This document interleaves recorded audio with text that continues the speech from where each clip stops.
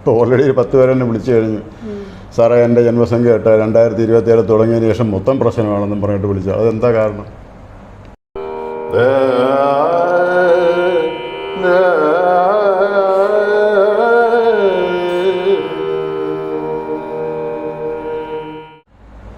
നമസ്കാരം. നമസ്കാരം. അലക്സഞ്ജന വ്ളോഗ്സിലേക്ക് എല്ലാവർക്കും സ്വാഗതം.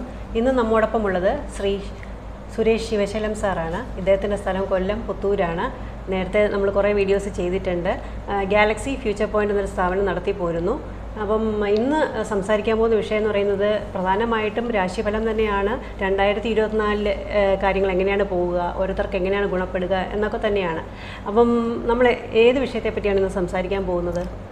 പ്രധാനമായിട്ട് ജ്യോതിഷം, പിന്നെ നമുക്കുള്ള 2024 സംഖ്യാശാസ്ത്ര ഫലം.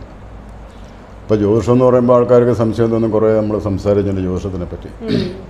ഇപ്പോൾ ജ്യോതിഷത്തിനകത്ത് തന്നെ പല കാര്യങ്ങളുണ്ട്. ഇപ്പം ജാതകം പ്രശ്നം നോക്കുന്നുണ്ട്, പിന്നെ വിവിധയിനം മുഹൂർത്തങ്ങൾ. അതിനകത്ത് പ്രധാനമായിട്ട് വിവാഹ മുഹൂർത്തം, പിന്നെ പൊരുത്തം, പിന്നെ നിമിത്തം, ഇതെല്ലാം ജ്യോതിഷമായിട്ട് ബന്ധപ്പെട്ടതാണ്. അപ്പോൾ ഈ ജ്യോതിഷത്തിൻ്റെ കാര്യങ്ങൾ ഇങ്ങനെ പറയുമ്പോൾ തന്നെ ഇതിനകത്ത് നമുക്കിപ്പോൾ വേദിക് ജ്യോതിഷ പ്രകാരം 27 നക്ഷത്രങ്ങളാണ്. 27 നക്ഷത്രങ്ങളെന്ന് പറയുമ്പോൾ നമ്മൾ ജ്യോതിഷത്തിൽ യൂസ് ചെയ്യുന്ന 27 നക്ഷത്രങ്ങൾ.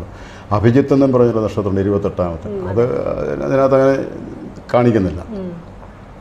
ഈ 27 നക്ഷത്രങ്ങളാണ് ഈ ലോകത്തുള്ള കോടിക്കണക്കിന് ആൾക്കാരുടെ നക്ഷത്രങ്ങൾ. 27 നക്ഷത്രങ്ങളാണ്. അപ്പോൾ ഒരു വ്യക്തിയുടെ ജീവിതം എങ്ങനെ ആയിരിക്കണമെന്ന് തീരുമാനിക്കുന്നത് യഥാർത്ഥത്തിൽ നക്ഷത്രങ്ങളല്ല, ഗ്രഹങ്ങളാണ്.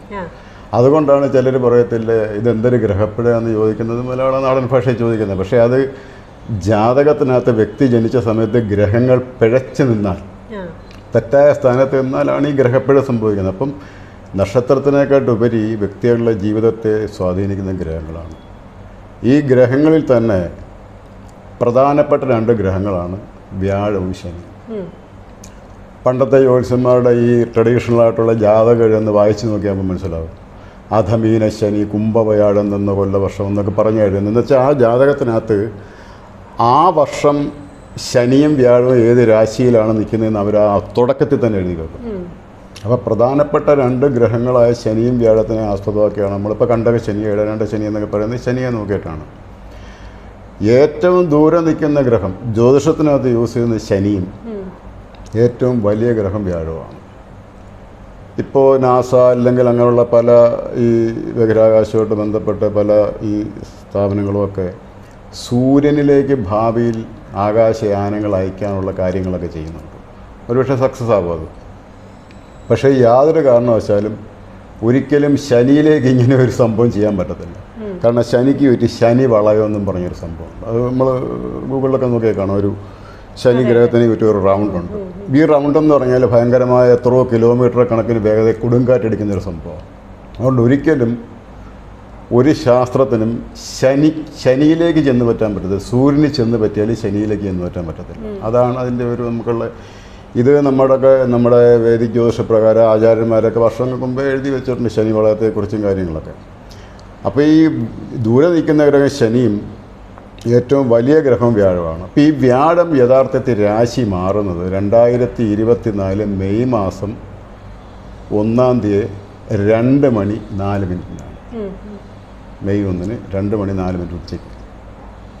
ഈ രാശി മാറ്റം, വ്യാഴത്തിൻ്റെ ഈ രാശി മാറ്റം ചില വ്യക്തികൾക്ക് ഭയങ്കരമായിട്ട് ഗുണം ചെയ്യും. ഇപ്പോൾ ഗുണം അനുഭവിക്കുന്ന പല വ്യക്തികൾക്കും മെയ് 2-ാം തീയതി തൊട്ട് ദോഷമായിരിക്കും. ഇത് പലരും സംസാരിച്ചിട്ടുണ്ട്, എങ്ങനെയാണ് സാറേ ഇത് ജന്മവ്യാഴം. അപ്പോൾ ഞാൻ പറഞ്ഞ കാര്യം ചേർത്ത് നമുക്ക് പ്രോഗ്രാം ഇതിനെക്കുറിച്ച് ചെയ്യാമെന്ന് പറഞ്ഞു. അപ്പോൾ വ്യാഴം എന്ന് പറയുന്ന ഗ്രഹം ഈ രാശിമാറ്റം കൊണ്ട് ചിലർക്ക് ഭയങ്കര ഗുണമായിരിക്കും. അപ്പോൾ ഈ ആൾക്കാർ പറഞ്ഞല്ലേ 11-ൽ വ്യാഴം അല്ലെ 12-ൽ വ്യാഴം. ഈ 11-ൽ വ്യാഴം എന്ന് പറഞ്ഞിട്ടപ്പോൾ ഞാൻ പറഞ്ഞുതരാം.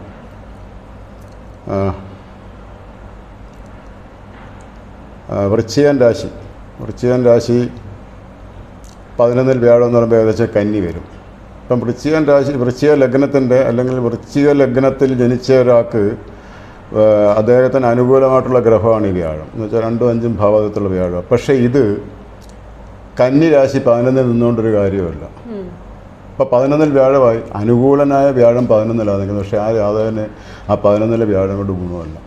അപ്പം നമ്മൾ ഈ കേട്ട് പരിചയിച്ച പല കാര്യങ്ങളും തെറ്റായിട്ട് വരും. 11 വ്യാഴം നല്ലതാണ്. അതിൻ്റെ കാരണം ഈ വ്യാഴം ജാതകത്തിൽ അനുകൂലനാണെങ്കിലും അത് 11ാം ഭാവത്തിൽ നിൽക്കുന്ന രാശി കൂടി ബലമുള്ളതായിരിക്കണം. ഇവിടെ രാശി നിൽക്കുന്ന ശത്രുക്ഷേത്രത്തിൽ. അതുകൊണ്ടാണ് ഈ 11 വ്യാഴം ഇങ്ങനെ ഈ വൃശ്ചിക ലഗ്നക്കാർക്ക് ദോഷമായിട്ടാണ്. അതുപോലെ തന്നെ നമ്മളിപ്പോൾ ഈ വ്യാഴത്തിൻ്റെ രാശിമാറ്റം പറയുമ്പോൾ പിന്നെ കുറേ രാശിക്കാർക്ക് നല്ലതാണ്. അപ്പം വൃശ്ചിക ലഗ്നം, ധനു ലഗ്നം, ഈ ലഗ്നവും രാശിയും കൂടി ഇതേപോലെ ഒരുമിച്ച് വന്നാൽ മാത്രമേ ഈ വ്യാഴത്തിൻ്റെ രാശിമാറ്റം അവർക്ക് ഗുണപരമായിട്ട് വരും. ഏറ്റവും കൂടുതൽ ശുഭമായിട്ടുള്ള ഏത് രാശിയാണ്? ഏറ്റവും കൂടുതൽ ഇതുകൊണ്ട് ശുഭം കിട്ടുന്ന രാശി എന്ന് പറഞ്ഞാൽ കർക്കിടകം.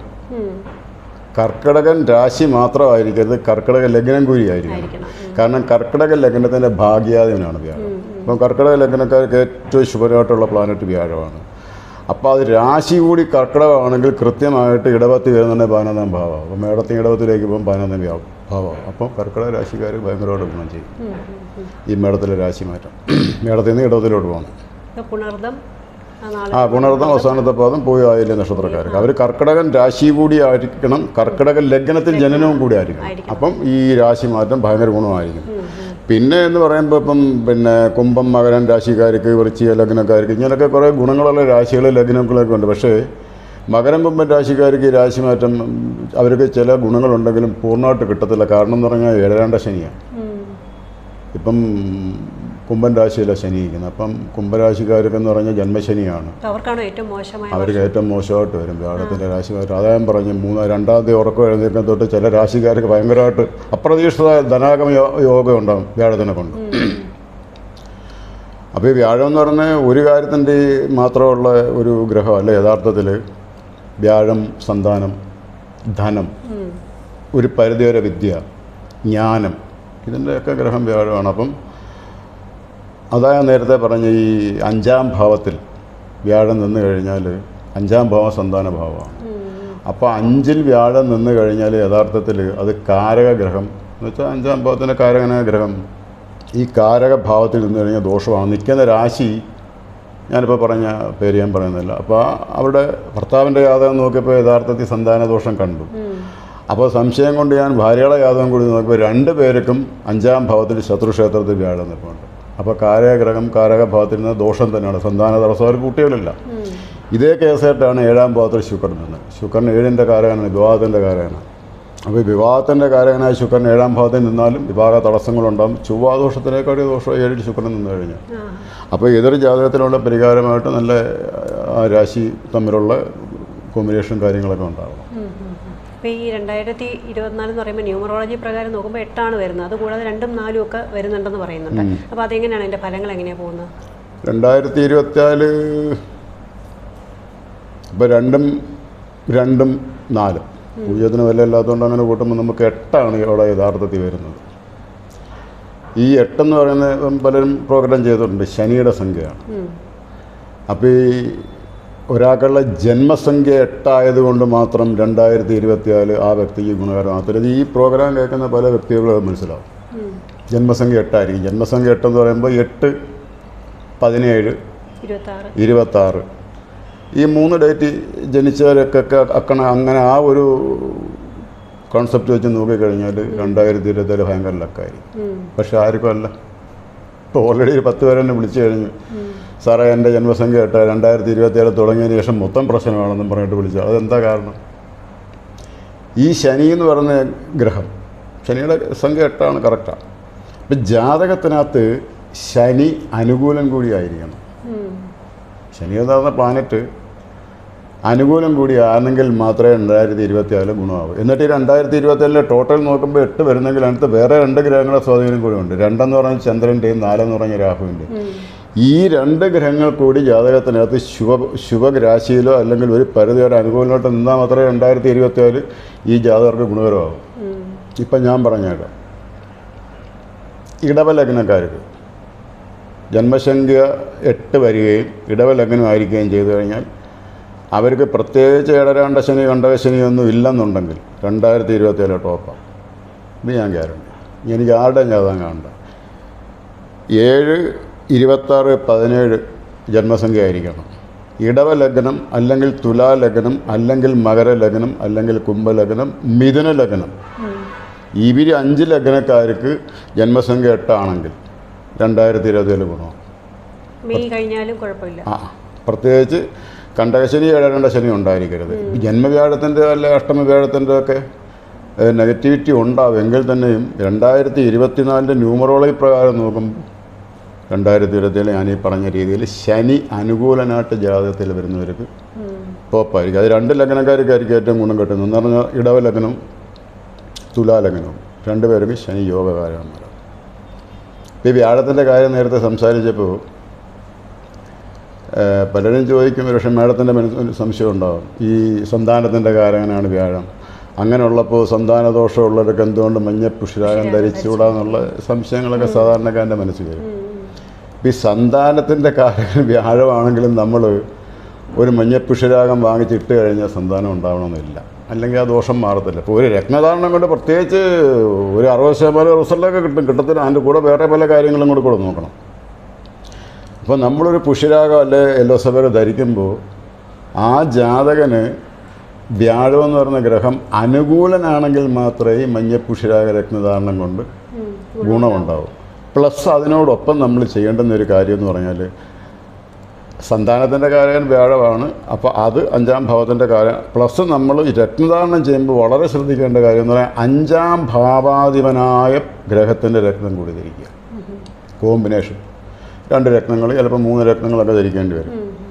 അപ്പോൾ ഇങ്ങനെ ഉള്ള ജാതകത്തിൽ ഇപ്പോൾ ധനു, മേടം, ചിങ്ങം, വൃശ്ചികം ഈ ലഗ്നക്കാർക്കൊക്കെ വ്യാഴത്തിൻ്റെ രത്നം ധരിച്ചാൽ ഗുണം കിട്ടും. അതിനോടൊപ്പം 5ാം ഭാവാധിപനായ ഗ്രഹത്തിൻ്റെ രത്നം കൂടി ധരിച്ച കവടി പ്രശ്നമൊക്കെ നോക്കിയതിന് ശേഷം മറ്റ് ദോഷങ്ങളൊന്നും ഇല്ലെങ്കിൽ സന്താനകരമായിട്ടുള്ള കാര്യങ്ങളുണ്ടാകും. ഇതൊരു പരിധിവരെ സയൻസാണ്, പിന്നെ കുറച്ച് ദോഷമുണ്ട് ഇതിനകത്ത്. എന്തായാലും വിഷു വരികയാണല്ലോ, അപ്പം ഈ വിഷുഫലം നോക്കുകയാണെങ്കിലും എങ്ങനെയായിരിക്കും, ഏത് രാശിക്കാർക്കായിരിക്കും ഏറ്റവും നന്നായിരിക്കുക, അല്ലെങ്കിൽ ശ്രദ്ധിക്കേണ്ട രാശിക്കാരായിരിക്കും? പറഞ്ഞുതരാം ഞാൻ. ഇപ്പോൾ 2024 വിഷുഫലം എന്നും പറഞ്ഞ് പത്രത്തിൽ കൊടുക്കുന്നതൊന്നും 2024 മേടത്തിനൊന്നും പ്രത്യേകിച്ച് രാശിമാറ്റമൊന്നുമില്ല. രാശി മാറുന്നതൊക്കെ എപ്പോഴാണെന്ന് ഞാൻ പറയുള്ളൂ, മെയ് തൊട്ടൊക്കെയാണ്. യഥാർത്ഥത്തിൽ ഈ അന്നരവും നമ്മൾ നോക്കുന്ന ഈ 2 ഗ്രഹങ്ങളെ ഈ ശനിയുടെയും വ്യാഴത്തിൻ്റെ അവസ്ഥ വെച്ചിട്ട് വിഷുഫലം നിശ്ചയിക്കുന്നത്. അല്ലാതെ ഇപ്പോൾ അശ്വതി നക്ഷത്രക്കാർ അങ്ങനെയൊന്നുമില്ല. അശ്വതി നക്ഷത്രത്തിൽ ജനിച്ച കൂടിക്കണക്കാർ ഇന്ത്യയിലുണ്ട്. അപ്പം നക്ഷത്രത്തിന് എല്ലാം ഇതിനകത്ത് പ്രാധാന്യമുള്ളത്. നമ്മൾ പിന്നെ ഈ വിഷുഫലം എന്ന് പറയുമ്പോൾ ഈ പ്രധാനമായിട്ട് ഈ 2 ഗ്രഹങ്ങളെ രാശിമാറ്റം നോക്കിയിട്ടാണ് നമ്മൾ നോക്കുന്നത്. അപ്പോൾ ഓരോ രാശിക്കാർക്ക് ഈ 2 ഗ്രഹങ്ങൾ എവിടെ നിൽക്കുന്നു. പിന്നെ അതിനെക്കുറിച്ച് കുറച്ചുകൂടെ ഡെപ്തിലേക്ക് ഇറങ്ങി ചെന്ന് നോക്കണമെന്നുണ്ടെങ്കിൽ അവർക്ക് ദശയാണ് നടന്നുകൊണ്ടിരിക്കുന്നത്. ആ ദശാകാലം അവർക്ക് അനുകൂലമാണ്. ഇങ്ങനെയുള്ള പല കാര്യങ്ങൾ നമ്മൾ കൃത്യമായിട്ട് അനലൈസ് ചെയ്താൽ മാത്രമേ വിഷുഫലം. പിന്നെ പത്രങ്ങളിലും അല്ലെങ്കിൽ TV മാധ്യമങ്ങളിലൊക്കെ വരുന്ന വിഷുഫലം എന്ന് പറഞ്ഞൊരു എന്താ പറയുന്നത്, ഒരു കോമൺ ആയിട്ടുള്ള കുറച്ച് കാൽക്കുലേഷനിൽ വെക്കുന്നത്. അതിപ്പം 140 കോടി ജനങ്ങളുള്ളത് ഇന്ത്യക്കാരുടെ കാര്യമാണ് പറഞ്ഞു. കുറച്ച് പേർക്കൊക്കെ അത് അനുഭവമായിട്ട് വരും, കുറച്ച് പേർക്കത് തെറ്റായിട്ട് വരാം. അപ്പം ഇപ്പം ദോഷമായിട്ട് വരുന്ന ലഗ്നക്കാർ അല്ലെങ്കിൽ രാശിക്കാർ ഏത് ദേവനെ അല്ലെങ്കിൽ പ്രീതിപ്പെടുത്താനോ അല്ലെങ്കിൽ പ്രാർത്ഥന, ഏതൊക്കെ പ്രാർത്ഥന? അതാണ് ഞാൻ നേരത്തെ പറഞ്ഞ രത്നധാരണം കൊണ്ട് മാത്രം കാര്യമില്ല. ഇപ്പോൾ എൻ്റെ ഇടയ്ക്ക് ഇപ്പോൾ ആൾക്കാർ എന്തെങ്കിലും കാര്യങ്ങൾക്ക് രത്നം ധരിക്കണം. ഇപ്പം ഞാൻ ഒരു ടീമിന് ഇപ്പോൾ അയച്ചു കൊടുത്തിട്ട് ഞാൻ പറഞ്ഞത് അവർക്ക് ശനിദശ കൂടിയാണ് ഇപ്പോൾ ഓൾറെഡി. അപ്പോൾ ശനിദശയാണെങ്കിൽ നമ്മൾ ശനിയുടെ അഷ്ടോത്തരം വലിയ വലിയ മന്ത്രങ്ങളൊന്നും ചൊല്ലി തെറ്റാതിരിക്കുന്നതിനെക്കാട്ടി നല്ല ഓം ശ്രീ ശനീശ്വര നമുക്കത് ജപിച്ചാൽ അപ്പം നമുക്ക് ദശ ഏതാണോ ആ ദൈവമായിട്ട് ദേവതയായിട്ട് ബന്ധപ്പെട്ട ഗ്രഹമന്ത്രങ്ങളും ആ ദേവതാ മന്ത്രങ്ങളും ഒക്കെ കൃത്യമായിട്ട് ജപിച്ച് ചില വ്രതാനുഷ്ഠാനങ്ങളൊക്കെ ചെയ്ത് കൃത്യമായിട്ടുള്ള ക്ഷേത്ര ദർശനങ്ങൾ, ദേവാലയ ദർശനങ്ങളൊക്കെ നടത്തി അതിന് ശേഷം ഈ രത്നധാരണം വിദ്യാമണം ധരിച്ചു കഴിഞ്ഞാൽ ഒരു പരിധിവരെ ഗ്രഹദോഷ ശാന്തി വരുത്താൻ പറ്റും. അല്ല രത്നം ധരിച്ചതുകൊണ്ട് പൂർണ്ണമായിട്ടൊന്നും ഒന്നും ഞാൻ ആർക്കും ഒരു കാരണയും പെടുത്തില്ല. നമ്മളെ രത്നം ചെയ്യുന്നതിന് രീതികളൊക്കെ ഉണ്ട്. അത് കൃത്യമായിട്ട് വ്രതം എടുത്തിട്ടിരുന്ന ആൾക്കാരെ കണ്ട് ചെയ്യിക്കുന്ന, അല്ലെങ്കിൽ ഇപ്പം മരതകം എന്ന് പറയുന്ന രത്നം ധരിക്കാൻ ഉദ്ദേശിക്കുന്നെങ്കിൽ ബുധൻ എന്ന് പറയുന്നത് ബുധനാഴ്ച ദിവസം ബുധൻ്റെ കാലഹോരം ഉദയം തൊട്ട് 1 മണിക്കൂറിനകത്താണ് ഈ രത്നം അവർ മോതിരത്തിലേക്ക് ഫിറ്റ് ചെയ്യുന്നത്. അപ്പം ഇങ്ങനെയുള്ള പല കാര്യങ്ങൾ ഫോളോ ചെയ്തിട്ട് ധരിക്കുന്ന രത്നങ്ങൾക്ക് മാത്രമേ റിസൾട്ടുള്ളൂ. ഞാൻ മുമ്പ് ഇൻ്റർവ്യൂ പറയാൻ അറിയത്തില്ല, UK ഉണ്ട് 2 സിസ്റ്റേഴ്സ്. ഞാൻ കല്ല് ധരിക്കാൻ പറഞ്ഞു. അവിടെ ഏതോ ഒരു ജ്വല്ലറി ഷോപ്പിൽ നിന്ന് UK നിന്ന് കല്ല് വാങ്ങിച്ച് 9 മാസമൊക്കെ ഇട്ടതിന് ശേഷം എന്നെ വിളിച്ചിട്ട് സാറേ ഞങ്ങൾ ഓണത്തിന് നാട്ടിൽ വരുന്നു, പ്രത്യേകിച്ച് കാണണം, വർക്കല ഉള്ളതാണ്, കണ്ട ഇംഗ്ലീഷുകാരെ പോലെ ഇരിക്കുക. അപ്പോൾ ഞങ്ങൾ ഇവിടെ നിന്ന് കാണാൻ പോയപ്പം എൻ്റെ കല്ലിൻ്റെ കാര്യങ്ങളൊക്കെ പറഞ്ഞ് ഞാൻ എല്ലാം കൊടുത്തു. അന്നേരം അവരുടെ അമ്മ വന്നിട്ട് പറയുന്നത് ഇവരോട് ഞാൻ അന്നേ പറഞ്ഞത് അവിടെ നിന്ന് കല്ല് വാങ്ങിക്കരുത്. അപ്പോൾ വാങ്ങിച്ചിട്ട് ഓൾറെഡി 9 മാസമായി. ഇങ്ങോട്ട് വരാൻ നേരത്തെ അവിടെ തിരിച്ചു കൊടുത്തിട്ട് റിസൾട്ട് ഇല്ല. കാരണം ജോലിക്കാർ ചെയ്യുന്നതെന്ന് പറഞ്ഞാൽ ഇപ്പോൾ പല ജോലിക്കാരും മിക്കവാറും പ്രോഗ്രാം കെട്ടുന്ന ആൾ വിളിച്ചോളം തന്നെ വിളിക്കും. ജോലിക്കാർ ചെയ്യുന്ന ഒരു വ്യാവസായിക അടിസ്ഥാനത്തിൽ മൂലം ചെയ്തെന്ന് വെക്കുന്നതാണ്. പ്രത്യേകിച്ച് അതിനകത്ത് അവരുടെ ബിസിനസ് അല്ലേ, ദിവസം നോക്കിയ കാലഹോരം നോക്കിയോ ഒന്നുമില്ല. അവർ വ്യവസായിക അടിസ്ഥാനത്തിൽ ഇതിങ്ങനെ ഷോക്കേസ് ചെയ്തൊക്കെ ആൾക്കാർ വരും വലിയ എടുത്തിട്ടുകൊണ്ട് പോകും. അപ്പം ഇങ്ങനെ ഒരു രത്നം വാങ്ങി ധരിച്ചു കഴിഞ്ഞാൽ ഒരിക്കൽ റിസൾട്ട് കിട്ടത്തില്ല. അതിന് ഞാൻ ഉത്തരവാദിയല്ല. അങ്ങനെ അവർ ധരിച്ചിട്ടാണ് അവർക്ക് റിസൾട്ട് കിട്ടാൻ പിന്നീട് എൻ്റെ നിന്ന് വാങ്ങിച്ചത്. അപ്പോൾ ഇത് ഞാൻ പറഞ്ഞല്ലോ, ഇത് രത്നം ധരിക്കുമ്പോൾ ഇത് തുടക്കം തൊട്ട് കുറച്ച് കാര്യങ്ങൾ ഫോളോ ചെയ്യണം. രത്നം കംപ്ലീറ്റ് ധരിച്ച് ഓരോ ആക്കിയതിന് ശേഷവും ഇതിനെ ജലാധിവാസം ചെയ്ത് അതാത് ഗ്രഹത്തിൻ്റെ മന്ത്രങ്ങളൊക്കെ ജപിച്ചിട്ടാണ് നമ്മളവർ കഴിച്ചു കൊടുക്കുന്നത്. അത് കൃത്യമായിട്ട് ആ രീതിയിൽ നമ്മളിത് കൃത്യമായിട്ട് ധരിച്ചു കഴിഞ്ഞാൽ ഒരു 50-60% റിസൾട്ട് രത്നങ്ങൾ കിട്ടും. ബാക്കി കിട്ടുന്ന ഫലം എന്ന് പറഞ്ഞാൽ മന്ത്രജപമാണ്, അല്ലെങ്കിൽ പ്രധാനുഷ്ഠാനം. അപ്പം ശനിയാഴ്ചയുള്ള ഒരാൾക്ക് വെള്ളിയാഴ്ച അസ്തമയത്തിന് ശേഷം പ്രധാനുഷ്ഠിച്ച് ക്ഷേത്ര ദർശനം നടത്തി കഴിഞ്ഞ് മന്ത്രജപവും ചെയ്ത് ആ കൊടുത്ത രക്തവും കൃത്യമായിട്ട് ധരിച്ചാൽ അവരുടെ കാര്യങ്ങൾ ഏകദേശം നടക്കുന്നുണ്ട് കൃത്യമായിട്ടുണ്ട്. പലരും വിളിച്ച് പറയാറുണ്ട്. അത് തന്നെ ഒരു സന്തോഷമാണ്. 2024 പറ്റി പറയുമ്പോൾ ശുഭഫലങ്ങളെ പറ്റിയും പിന്നെ ദോഷഫലങ്ങളെ പറ്റിയൊക്കെ പറഞ്ഞു കഴിഞ്ഞു. അപ്പം പിന്നെ അറിയേണ്ടതെന്ന് വെച്ചാൽ ഇപ്പോൾ ദൃഷ്ടി ദോഷം അല്ലെങ്കിൽ കൺപയർ അല്ലെങ്കിൽ കൂടോത്രം, അപ്പം ഇങ്ങനെയുള്ള പ്രശ്നങ്ങളിൽ നിന്ന് നമുക്കൊരു പ്രൊട്ടക്ഷൻ ആവശ്യമാണല്ലോ. അപ്പോൾ അതിനു വേണ്ടി ധരിക്കാൻ പറ്റുന്ന രത്നങ്ങൾ, പൊതുവായിട്ടുള്ള കുറച്ച് രത്നങ്ങൾ കാണുമല്ലോ, അതിനെപ്പറ്റി ഒന്ന് പറയാമോ? ബ്ലാക്ക് മാജിക്ക്, ദൃഷ്ടിദോഷം, കൂടോത്രം, ഇതൊക്കെ കൂടോത്രം ഒന്നും സയൻറ്റിഫിക്കായിട്ട് തെളിയിക്കപ്പെട്ടുള്ള സാധനമൊന്നുമല്ല. ചില മന്ത്രനിബിഡങ്ങളായ വസ്തുക്കളോ കൈവശം എന്നൊക്കെ പറയത്തില്ല. ഇപ്പം ഇത് ദൃഷ്ടിദോഷം ഇങ്ങനെയുള്ള കാര്യങ്ങൾക്ക് പൊതുവായിട്ട് ധരിക്കാനായിട്ട് രത്നങ്ങളില്ല. അങ്ങനെ ആരെങ്കിലും ഉണ്ടെന്ന് പറഞ്ഞാൽ തെറ്റാണ്. രത്നങ്ങൾ ധരിച്ച ദോഷങ്ങൾ മാറ്റിയെടുക്കാം. ദൃഷ്ടിദോഷമോ അല്ലെങ്കിൽ സന്താനപരമായിട്ടുള്ള ദോഷങ്ങളോ ഗൃഹദോഷങ്ങളോ ഒരു പരിധിവരെ വാസ്തുദോഷമൊക്കെ രത്നധാരണം കൊണ്ട് മാറ്റാം. ഇപ്പം ഞാൻ ഉദാഹരണമായിട്ട് പറഞ്ഞുതരാം. ഒരു വ്യക്തിക്ക് അദ്ദേഹത്തിൻ്റെ ശാരീരിക അസ്വസ്ഥതകൾ അല്ലെങ്കിൽ ഒരാൾ കൂടോത്രം ചെയ്തും സംശയം കവടി പ്രശ്നത്തിൽ അങ്ങനെ കാര്യങ്ങളൊക്കെ കാണാറുണ്ട്. അങ്ങനെയൊക്കെ ഉണ്ടെന്നുണ്ടെങ്കിൽ നമ്മളൊരു വ്യക്തിക്ക് ഒരു ഇന്ദ്രനീലം സജസ്റ്റ് ചെയ്യും. ഒരു പരിധിവരെ ഇന്ദ്രനീല രക്തധാരണം ദൃഷ്ടിദോഷത്തിന് നല്ലതാണ്. അപ്പോൾ ഇന്ദ്രനീല രക്തധാരണം ദൃഷ്ടിദോഷത്തിന് ഒരാൾക്ക് കൊടുക്കുമ്പോൾ അദ്ദേഹത്തിന് ഗുണം കിട്ടിയെന്ന് പറഞ്ഞിട്ട് മറ്റൊരു ദൃഷ്ടിദോഷമുള്ള ഒരാൾ ഇന്ദ്രനീലം ധരിച്ചാൽ പണിയാവും. അതാണ് ഞാൻ പറയുന്നത്. ഇതിന് കോമണായിട്ടൊരു രത്നം പറയുന്നുണ്ട്.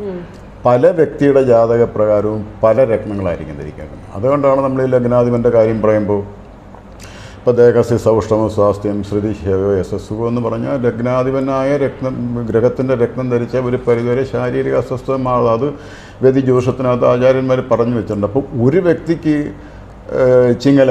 ചിങ്ങലഗ്നക്കാർക്ക് എന്തെങ്കിലും ചീത്ത കൊളസ്ട്രോളോ അല്ലെങ്കിൽ ഡയബറ്റിക് ആയിട്ടുള്ള കാര്യങ്ങളോ അല്ലെങ്കിൽ അങ്ങനെയുള്ള എന്തെങ്കിലും പ്രശ്നങ്ങളുണ്ടെങ്കിൽ ഞാൻ പൊതുവെ ആരോഗ്യപരമായിട്ടുള്ള കാര്യങ്ങൾക്ക് ഞാൻ പറയുന്നത് നിങ്ങൾ ലഗ്നാധിപനായ ഗ്രഹത്തിൻ്റെ രത്നം ലോക്കറ്റായിട്ട് ധരിക്കുമെന്ന് പറഞ്ഞു. അപ്പോൾ ഒരാൾക്കിപ്പോൾ റൂബി ധരിച്ചു, ചിങ്ങലഗ്നത്തിൻ്റെ റൂബി ധരിച്ച് ഗുണം കിട്ടിക്കഴിഞ്ഞാൽ മറ്റൊരാൾക്ക് ആരോഗ്യപരമായിട്ടുള്ള പ്രശ്നമുണ്ട്. ഇത് കണ്ടിട്ട് അദ്ദേഹം റൂബി ധരിച്ചാൽ അദ്ദേഹത്തിന് നെഗറ്റീവ് ആയിരിക്കും വരുന്നത്. അപ്പം ദൃഷ്ടിദോഷത്തിന് ഈ പറഞ്ഞ ബ്ലാക്ക് മാജിക്കിനും ബ്രാക്കിനും കൂടോത്രത്തിനും എല്ലാം രത്നങ്ങൾ ധരിച്ച് മാറ്റിയെടുക്കാം. ചിലരൊക്കെ ഇപ്പം വൈഡൂര്യമായിരിക്കും ധരിക്കേണ്ടത്. പക്ഷേ ഇതെല്ലാം പല ജാതകത്തിലും പല വ്യക്തിക്കും പല രത്നങ്ങളായിരിക്കും.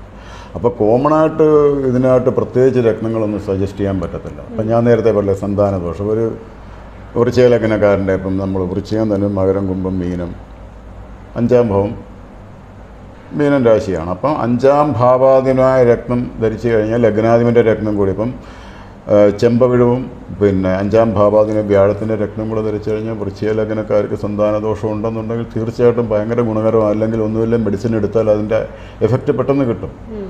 അപ്പം കോമണായിട്ട് ഒരിക്കലും ഒരു വിഷയത്തിന് ഇപ്പം വിദ്യാഭ്യാസത്തിൻ്റെ കാരകൻ ബുധനാണെന്ന് പറഞ്ഞിട്ട് വിദ്യാഗ്രഹം വിദ്യാമന്ദത മാറാൻ നമ്മൾ മരതകം ധരിക്കാൻ നമുക്ക് പറയാം. പക്ഷേ ആ ജാതകപ്രകാരം ബുധൻ എന്ന് പറയുന്ന ഗ്രഹം അദ്ദേഹത്തിന് അനുകൂലനാണെങ്കിൽ മാത്രമേ മരതകരത്നം കൊണ്ട് ഗുണമുള്ളൂ. ചിലരുടെ ജാതകത്തിനകത്ത് വിദ്യാഭ്യാസത്തിന് നമ്മൾ പറഞ്ഞു കൊടുക്കുന്നത് പുഷ്യരാഗം ധരിക്കാനായിരിക്കും. ഇപ്പം മീനലഗ്നക്കാർക്ക് 2-ാം ഭാവാധിപനും 9-ാം ഭാവാധിപനും ചൊവ്വയാണ്. അത് ഭയങ്കരമായിട്ട് എഫക്റ്റ് ചെയ്യുന്ന രത്നമാണ് ചൊവ്വ. വളരെ വില കുറഞ്ഞ രത്നമാണ്. മീനലഗ്നക്കാർക്കുള്ള 2-ാം ഭാവം ഭർത്തവ്യമകലം വിത്തം വാണി ചക്ഷിച്ച ദർശനം വിദ്യാച്ച വിവിധാഹേദ്യ സർവം ചിന്ത്യൻ തിരിയതെന്ന് 2-ാം ഭാവം കൂടെ നമ്മൾ ചിന്തിക്കുമ്പോൾ വിദ്യാഭ്യാസം ധനം വാക്ക് ഇതെല്ലാം കൊണ്ട് ചിന്തിക്കുമ്പോൾ വൃശ്ചിക ലഗ്നക്കാർക്ക് 2-ാം ഭാവാധിപനും ഭാഗ്യ 9-ാം ഭാവാധിപനും ചൊവ്വയാണ്. ഒറ്റ രത്നം കൊണ്ട് കാര്യങ്ങൾ നടക്കും. പവിഴം മറ്റു രത്നങ്ങളെ അപേക്ഷിച്ച് കുറഞ്ഞ വിലയുമാണത്. അപ്പോൾ നമ്മളൊരിക്കലും രത്നം സജസ്റ്റ് ചെയ്യുമ്പോൾ ഇതിന് വില കൂടിയതാണോ കുറഞ്ഞതാണോ നോക്കത്തില്ല. അവർക്കത് ഗുണം കിട്ടുമോ? അങ്ങനെ ഉണ്ടെങ്കിൽ നമ്മൾ ആ രത്നം ആയിരിക്കും സജസ്റ്റ് ചെയ്യുന്നത്. അതുകൊണ്ട് ചിലർക്ക് ദൃഷ്ടിദോഷവും മറ്റു കാര്യങ്ങളും കുടുംബപരമായിട്ടുള്ള ദോഷങ്ങളും വാസ്തുദോഷങ്ങളും ചിലരൊക്കെ ജാതകം അയച്ചെന്നിട്ട് സാറേ എനിക്ക് ഗൃഹയോഗമുണ്ടോ, വീട് വെക്കാനുള്ള യോഗമുണ്ടോ? ഉണ്ടെന്നുണ്ടെങ്കിൽ നമ്മൾ പറയുന്നുണ്ട് ഉണ്ട്, അല്ലെങ്കിൽ ഇല്ല. ഇല്ലെങ്കിൽ നമ്മൾ എന്താണ് ചെയ്യുക? ഇപ്പോൾ ഭാര്യയും ഭർത്താവുമാണ് ഒരുമിച്ച് താമസിക്കുന്നവർ, രണ്ടുപേരുടെയും ജാതകം കണ്ടെന്ന് വരും. ചിലപ്പോൾ അവിടെ രണ്ടുപേരുടെ ജാതകത്തിലും ഇല്ലെങ്കിൽ ചിലപ്പോൾ മൂത്ത കുട്ടിക്ക് ഗൃഹയോഗം ഉണ്ടോ. അപ്പോൾ ഇത് പലരുടെ കാര്യങ്ങൾ ഡിപ്പെൻഡ് ചെയ്തിരിക്കുന്നത് പലരുടെ ജാതകം നോക്കിയിട്ട് നമ്മൾ പറയും ഇന്ന കാര്യങ്ങൾ നിങ്ങൾ ചെയ്യും. ഇപ്പോൾ ഒരിക്കലും ജ്യോതിഷം എന്ന് പറയുന്ന ഒരു സംഭവം 100% ഒന്നും നമ്മളാരും അതിൻ്റെ ഒരു റിസൾട്ടും അല്ലെങ്കിൽ നിങ്ങൾക്ക് ഉറപ്പായിട്ടൊന്നും പറയും. നമ്മളൊരു ചെറിയ സർജറിക്ക് ഓപ്പറേഷൻ തിയേറ്റർ കയറ്റുമ്പോൾ പോലും നമ്മളെ കൊണ്ട് എഴുതി ഒപ്പിവെപ്പിക്കുക. ഒരു ഹെർണിയയുടെ സർജറിക്ക് കയറ്റുമ്പോൾ പോലും എഴുതി ഒപ്പിക്കുക. എന്ന് വെച്ചാൽ അനസ്തേഷ്യ റൂമിൽ നിങ്ങൾക്ക് കുത്തിവെക്കുന്ന മരുന്ന് കൊണ്ട് നിങ്ങൾക്കുള്ള ശരീരം തളരാൻ ഉള്ള ചാൻസ് ഉണ്ടെന്ന് ബോധപൂർവ്വം ഞാൻ അറിഞ്ഞുകൊണ്ട് ഒപ്പിട്ട് തരികയെന്നും പറഞ്ഞിട്ട് നമ്മുടെ നിന്ന് വാങ്ങുന്നത്. അവർക്ക് ഗ്യാരണ്ടി ഇല്ല അതിന്. ഒരു ചെറിയ എന്തെങ്കിലും ഒരു സർജറി, ഒരു ഒരു എന്തെങ്കിലും ഒരു മുഴ പൊട്ടിക്കണമെങ്കിൽ പോലും തന്നെ അവർ എഴുതി വെച്ചിട്ട് ഈ അനസ്തേഷ്യ മരുന്ന് കുത്തിവെക്കും. എന്ന് വെച്ചാൽ അവർക്ക് സേവ് ആവണം. അപ്പോൾ നമ്മൾ ഈ പൊക്കിക്കൊണ്ട് കിടക്കുന്ന മെഡിക്കൽ സയൻസ് പോലും 100% ഗ്യാരണ്ടി പറയുന്നില്ല. അതിനെക്കാട്ടി ഗ്യാരണ്ടി ജ്യോതിഷം പറയുന്നുണ്ട്. അപ്പോൾ ഇത് ഒന്നും പൂർണ്ണമായിട്ടൊരു പരിഹാരം ഒന്നും നമുക്ക് ചെയ്യാൻ പറ്റത്തില്ലെങ്കിലും കുറച്ച് ജീവിത നിഷ്ഠകളും കുറച്ച് കാര്യങ്ങളും കുറച്ച് നമ്മൾ പൂജാവിധികളും കാര്യങ്ങളും എല്ലാം ഇതിനകത്ത് പല പരിഹാരങ്ങൾ പറയുന്നത് താന്ത്രികമായിട്ടും സയൻറ്റിഫിക്കായിട്ടുള്ള പരിഹാരങ്ങൾ പറയുന്നത് കൃത്യമായിട്ട് നമ്മൾ ഫോളോ ചെയ്ത് കഴിഞ്ഞാൽ കൃത്യമായിട്ട് റിസൾട്ട് കിട്ടും. അതിന് ഞാൻ ഗ്യാരണ്ടിയാണ്. നമ്മൾ പറയുന്ന കാര്യങ്ങൾ ഫോളോ ചെയ്താൽ റിസൾട്ട് കിട്ടും. അതുപോലെ പലപ്പോഴും കോമൺ ആയിട്ട് ധരിക്കുന്ന ഒരു മാലയാണ് ഇപ്പോൾ കരിമണി മാല, പിന്നെ മുത്തിൻ്റെ മാല, പേളിൻ്റെ അല്ലെങ്കിൽ പവിഴത്തിൻ്റെ മാല, ഇങ്ങനെ ഒരുപാട് കോമൺ ആയിട്ട് ധരിക്കാറുണ്ട്. അപ്പോൾ ചിലർ പറയാറുണ്ട് കരിമണി മാല ധരിച്ചതിന് ശേഷം എനിക്കെല്ലാം കഷ്ടകാലമായിരുന്നു, അത് അങ്ങനെ ധരിച്ച പ്രശ്നമാണ്, ഇങ്ങനെയൊക്കെ പലതും പരത്തുന്നുണ്ട്. പിന്നെ ചിലപ്പോൾ മുത്തൊക്കെ ആണെങ്കിൽ കുറച്ച് കഴിയുമ്പോൾ തേഞ്ഞ് പോകും, പവിഴമാണെങ്കിൽ ചിലപ്പോൾ കേടുപാട് വരും. അങ്ങനെയൊക്കെ വന്നിട്ട് പിന്നെ തേഞ്ഞ മാല ധരിക്കുക, അങ്ങനെയൊക്കെ ദോഷം വരാം. അത് കാര്യം ഞാൻ പറയാം. മുത്തെന്ന് പറയുന്നത് യഥാർത്ഥത്തിൽ ചന്ദ്രൻ്റെ ഗ്രഹമാണ്, ചന്ദ്രൻ രത്നമാണ് മുത്ത്. അപ്പം ജാതകത്തിനകത്ത് ചന്ദ്രൻ അനുകൂലനായിട്ട് നിൽക്കുന്ന ഒരു വ്യക്തിക്കാണെങ്കിൽ മുത്തുമാല അല്ലെങ്കിൽ പിന്നെ സ്ഫടികം ഇതൊക്കെ ഭയങ്കരമായിട്ട് ഗുണം ചെയ്യും. കരിമണിമാല എന്ന് പറയുമ്പോൾ നമ്മളിപ്പം കണ്ടിട്ടുണ്ട് ഹക്കീക്ക് എന്ന് പറയുന്ന ഒരു രത്നമുണ്ട്, ഹക്കീക്ക്. അപ്പം അത് പല കളറിൽ വരുന്നുണ്ട്. എന്നാലും അതിൻ്റെ ഈ കറുത്ത അതെന്ന് പറഞ്ഞാൽ കരിമണിമല ഹക്കീക്കുമായിട്ട് ബന്ധപ്പെട്ടതാണ്. അത് കോമണായിട്ട് ആൾക്കാർ ദൃഷ്ടിദോഷം, ഈ ദുസ്വപ്നം കാണുന്നത്, ഇതിനകത്തു നിന്നൊക്കെ മുക്തി നേടാനായിട്ട് ഹക്കീക്ക് ധരിക്കുന്നുണ്ട്. അപ്പോൾ അത് ചില വ്യക്തിയൊക്കെ ഹക്കീക്ക് ധരിച്ചു കഴിഞ്ഞാൽ ഭയങ്കരമായിട്ട് റിസൾട്ട് കിട്ടും. ചിലർക്ക് അത് ദോഷം വരും. അതിനകത്ത് കാരണം ശനി അനുകൂലനായിട്ട് നിൽക്കുന്ന ജാതകക്കാരെ കരിമണിമാലയെ ഹക്കീക്ക് ധരിക്കുക. അവർക്ക് ഭയങ്കരമായിട്ട് റിസൾട്ട് അനുകൂലനാണെങ്കിൽ ശബരിമലയ്ക്ക് പോകുന്നവരെ കണ്ടിട്ടില്ല, കറുപ്പും നീല ഇട്ടിട്ട് പോകും, കറുപ്പ് ധരിച്ചിട്ടും പോകും, നീല ധരിച്ചിട്ടും പോകും. അപ്പോൾ ഈ കറുപ്പ് നീല ഇതിൻ്റെ എല്ലാം ഗ്രഹം എന്ന് പറഞ്ഞാൽ ശനിയാണ്. അതുകൊണ്ടാണ് ചിലപ്പം നമ്മളിപ്പോൾ മേടം തൊട്ട് മീനം വരെ നോക്കുമ്പോൾ ചില ലഗ്നക്കാർക്ക് ഞാൻ പറയും, ഇപ്പം മേട ലഗ്നക്കാർക്കാണെങ്കിൽ ഞാൻ പറയും ഒരു കാര്യം ചെയ്യാം, നിങ്ങൾ മഞ്ഞയും ചുവപ്പ് പിന്നെ ഡ്രസ്സ് ധരിക്കാൻ പറയും. മഞ്ഞ വ്യാഴത്തിൻ്റെയും ചുവപ്പെന്ന് പറയുമ്പം ഒരു പരിധി വരെ സൂര്യൻ്റെയും ചുവയുടെയൊക്കെ വരും. അപ്പം ഈ ജാതകം നോക്കുമ്പോഴും പറയും സാറേ എൻ്റെ lucky colour, lucky numbers, lucky സ്റ്റോൺസൊക്കെ പറഞ്ഞാണ്. അപ്പോൾ അവർ ഇങ്ങോട്ട് ആവശ്യപ്പെട്ടില്ലെങ്കിൽ ഞാൻ പറഞ്ഞു കൊടുക്കാറുണ്ട് ലക്കി നമ്പർ ഇതാണ്. അപ്പം പിന്നെ കുറച്ച് കാര്യങ്ങൾ ഗൂഗിളിൽ നിന്നൊക്കെ നോക്കി മനസ്സിലാക്കി വെച്ചിരിക്കുന്നത് ചിലർ ചോദിക്കും സാറേ അങ്ങനെയല്ലല്ലോ, എൻ്റെ ബർത്ത് നമ്പർ 5 ജന്മസംഖ്യ 5 അല്ലെങ്കിൽ 14 അപ്പോൾ 5 വരും. അപ്പോൾ എൻ്റെ ലക്കി പ്ലാനറ്റ് ബുധനല്ലേ, അല്ലെങ്കിൽ അത് കളർ പച്ചയാണെന്ന് ഗൂഗിളിൽ കണ്ടല്ലോ, അത് തെറ്റാണ്. മിഥുന ലഗ്നമോ കന്നി ലഗ്നമോ അല്ലെങ്കിൽ മകരം കുംഭം ലഗ്നമൊക്കെ ആണെങ്കിൽ ബുധൻ അനുകൂലമാണ്. അങ്ങനെയുള്ളവർക്ക് ജന്മസംഖ്യ 5 വന്നു കഴിഞ്ഞാൽ ലക്കി കളറും സ്റ്റോണും ഒക്കെ മരതകവും പച്ചയൊക്കെ വരാറുണ്ട്. നേരെ മറിച്ച് ധനുലഗ്നക്കാർക്കാണ് ലക്കി നമ്പർ ഇപ്പം അല്ലെങ്കിൽ ഭാഗ്യസംഖ്യ 5 വന്നിട്ട് അവർക്ക് ഇതുകൊണ്ടൊരു കാര്യമില്ല. കാരണം അവിടെ കേന്ദ്രാധിപത്യ ദോഷമുള്ള ബുധനാണ്. അപ്പം ഈ ന്യൂമറി പ്രകാരം നമ്മൾ നോക്കുമ്പോൾ ജന്മസംഖ്യ കൊണ്ട് ഒരിക്കലും നമുക്കൊരു പിന്നെ ലക്കി നമ്പറോ അല്ലെങ്കിൽ ലക്കി കളറോ നമ്മൾ പറയാൻ പറ്റത്തില്ല. എപ്പോഴും നമ്മളൊരു പ്രോഗ്രാം ചെയ്തിരുന്നു, ജാതകവും ന്യൂമറോളജിയും ഒരുപോലെ നോക്കിയിട്ട് മാത്രമേ ഇതിൽ ഫൈനലൈസ് ചെയ്യാവൂ. ഏതാണ് ജന്മസംഖ്യ അല്ലെങ്കിൽ ഏതാണ് ഭാഗ്യസംഖ്യ, നമുക്ക് അനുകൂലം കൊണ്ട് കളറ്. ഇപ്പം 12 ലഗ്നക്കാരുണ്ടെങ്കിൽ 12 ലഗ്നക്കാർക്കും പല കളറായിരിക്കും വരുന്നത്. അപ്പോൾ ഇതെല്ലാം വണ്ടിയുടെ നമ്പർ വരും നമുക്ക് സെലക്ട് ചെയ്യാൻ പറ്റും. അപ്പോൾ ഇങ്ങനെ പല കാര്യങ്ങൾ ഡിപ്പെൻഡ് ചെയ്തിട്ടാണ് ഈ ഭാഗ്യ നമ്പർ അല്ലെങ്കിൽ ഭാഗ്യരത്നം സംഖ്യ ഇതൊക്കെ നമ്മൾ കളറൊക്കെ ഫൈനലൈസ് ചെയ്യും. അതുപോലെ എനിക്ക് എപ്പോഴും തോന്നിയിട്ടുള്ള സംശയമാണ് ഈ സ്ത്രീകൾ ഒരുപാട് പേര് സ്വർണ്ണ കൊലുസ് ധരിക്കുന്നവരുണ്ട്, പാദസരം. അപ്പം ശരിക്കും ചിലർ പറയും അത് സ്വർണം ധരിച്ചുകൂടാ, ദോഷമാണെന്ന് പറയും. ശരിക്കും വെള്ളിയാണോ സ്വർണ്ണമാണോ പാദസരമായിട്ട് അണിയാൻ നല്ലത്? പറഞ്ഞുതരാം. അരയ്ക്ക് മേപ്പോട്ട് സൂര്യാംശം എന്നാണ് പറയുന്നത്. നല്ല ചോദ്യമാണ്, പലരും എന്തൊക്കെ ചോദിച്ചിട്ടുണ്ട്. അതായത് ഹ്യൂമൻ ബോഡി, മനുഷ്യ ശരീരത്തിൻ്റെ അരയ്ക്ക് മേപ്പോട്ട് സൂര്യാംശമാണ്, സ്വർണം ധരിക്കേണ്ടുന്ന സ്ഥാനമാണത്. അരയ്ക്ക് താപ്പോട്ട് ചന്ദ്രാംശമാണ്, അവിടെ വെള്ളിയെ ധരിക്കാവൂ. എത്ര ക്യാഷ് ഉണ്ടെങ്കിലും ചിലർ വെള്ളി മാത്രമേ ധരിക്കൂ. കണ്ടിട്ടില്ലേ? വെള്ളി കൂടിയ വെള്ളിയൊക്കെ വാങ്ങി ധരിക്കാം. നമുക്കിപ്പോൾ 99% വെള്ളിയൊക്കെ കിട്ടുന്നല്ലേ, മറ്റേ കറക്കുന്ന വെള്ളിയാത്ത നമ്മൾ മോതിരം പണിയുന്ന വെള്ളി. അപ്പം കാശുണ്ട് എന്ന് പറഞ്ഞിട്ട് തെറ്റായ കാര്യങ്ങൾ ഫോളോ ചെയ്യണമെന്ന് ഞാൻ പറയത്തില്ല. സ്വർണ്ണക്കൊലുസ് ധരിച്ചു പോകും, വെള്ളി കൊലുസാണ് നല്ലത്. അതിപ്പോൾ കാശ് ഒരുപക്ഷെ നമ്മുടെ ഇഷ്ടംപോലെ ഉണ്ടാകും എന്ന് പറഞ്ഞിട്ട് ആവശ്യമില്ലാത്ത കാര്യങ്ങൾ ചെയ്യണമെന്നല്ലല്ലോ. അതിന് പിന്നെ ഇപ്പം ഞാൻ ദുബൈയിലായിരുന്നപ്പോൾ അവിടുത്തെ മുസ്ലിം പയ്യന്മാർ അവർ ഗോൾഡ് ധരിക്കത്തില്ല, വെള്ളിയാണ്. അപ്പോൾ എൻ്റെ കയ്യിൽ നിന്ന് പിന്നെ നല്ല ഇന്ദ്രനീലക്കല്ല്, നല്ല കൂടിയ ഇന്ദ്രനീലക്കല്ല് വാങ്ങിച്ചിട്ട് പയ്യന്മാർ എന്നോട് പറയും, സാറേ ഞാൻ ചോദിച്ചു മറ്റല്ല നിനക്ക് വേണ്ടുന്നത്? ഞങ്ങളുടെ ആചാരപ്രകാരം നമുക്ക് വെള്ളി. ഞാൻ ഒരു കാര്യം ചെയ്യും, നീ പ്ലാറ്റിനോ വൈറ്റ് ഗോൾഡോ ചെയ്തിട്ട് വെള്ളി പോലെ കിടന്നോളും. ഒന്ന് പറയും വെള്ളി പോലെ കിടക്കും, പക്ഷേ ദൈവത്തിനെ പറ്റിക്കാൻ പറ്റത്തില്ലല്ലോ. നമുക്ക് ഗോൾഡ് വേണ്ട, സ്വർണം ധരിച്ചുകൂടാ. അവർക്കുള്ള ആചാരപ്രകാരം അവർ വെള്ളിയാണ് ധരിക്കുന്നത്. അതിനകത്ത് കുഴപ്പമൊന്നുമില്ല. വെള്ളിക്കകത്ത് ഇപ്പം അമിതാഭ് ബച്ചൻ വെള്ളിയിലിട്ടിട്ടുണ്ട്, കാശില്ലാത്തതുകൊണ്ടാണ്.